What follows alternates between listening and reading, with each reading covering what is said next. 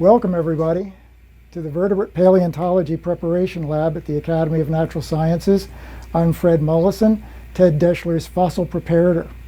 So fossil preparators are the guys and gals who take the fossils out of the rock so that they can be examined by the principal investigator and published on. So it's an important step in the discovery and publication process. So what we do in the lab is we'll take a slab of fossils and we'll start working on discerning them and making them clearer. Sometimes we'll remove them completely from the rock. Sometimes after we've removed them from the rock, it will be necessary to make models of them, and so we can make plastic reproductions. This isn't real. Neither is this one here. These are both repros. But what I'm going to concentrate on today is showing you how we take a fossil specimen and get it out of the rock. So we're going to move over to my workbench and I'm going to explain my tools. This is where I take the fossils out of the rock so the principal investigator can study them and publish on them and tell everybody outside what we've got. It's basically a pretty simple process.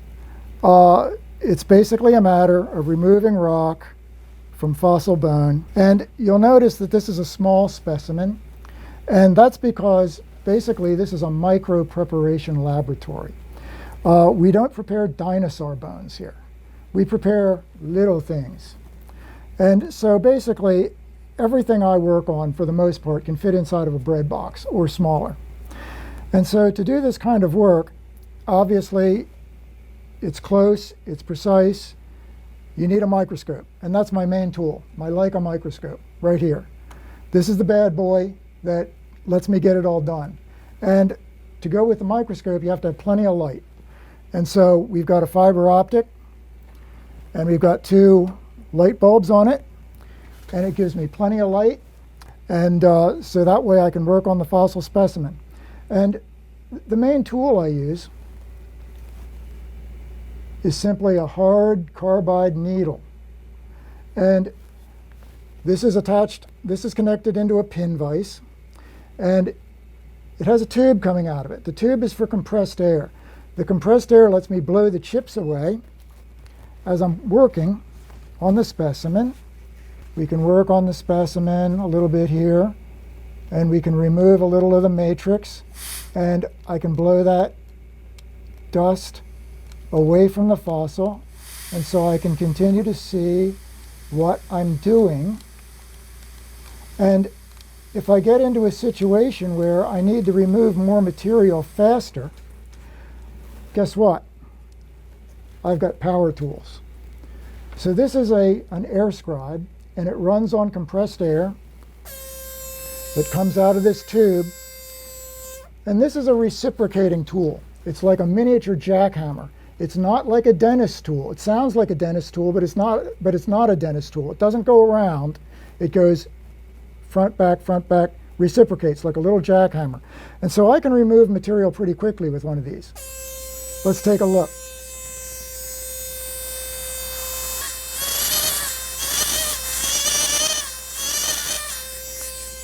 So you can see that with some power tools, I can remove a lot of chips, and I can remove rock pretty quickly. So what happens if I break something?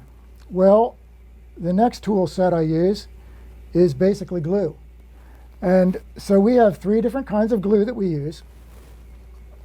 Here I've got epoxy, and everybody has this in their home probably. Same stuff. This is used for large repairs. But for finer repairs, I use a cyanoacrylate. And this is made by Paleobond, and cyanoacrylate is just a fancy name for super glue. That's all it is. And I like to use it from a little glue pot. And so I'll put a little super glue in the glue pot, and we can just put a few drops in. That's all we need to do, just a few drops. And then I've got another little tool here. This is basically just a dowel rod with a sewing needle in it. And the sewing needle is stuck in the dowel rod point first, and the little eyelet is what I use to pick up the glue. So if I have a small break that I have to fix on the fossil, I can pick up a tiny drop of glue and we can put it right on the fossil right there like that. We can glue very tiny pieces back if I break them. The third kind of glue we use is basically just a coating. It's like a kind of like a varnish, but it's not. It's a plastic glue, and it's a liquid. And we use this to consolidate the fossil when I'm done. So we can pick up a little of the glue with a brush. We can paint it on the fossil, and this helps to stabilize the fossil because they can be very fragile, and this will keep it from breaking when it's handled by a principal investigator. And so after we're done, the fossil is ready to go into the collection and be studied by the principal investigator or any other scientist who might want to visit the academy. And so we make a little nest for it. And here in our lab, we use these plastic boxes and foam, and we make a nice, comfortable little nest for the fossil. We put it in there, and now it's protected and prepared and ready for study. And Dr. Deschler can study it tomorrow or next year, or we can have another scientist come from Europe or wherever, Australia. They can come in and they can ask for this fossil. They get a number.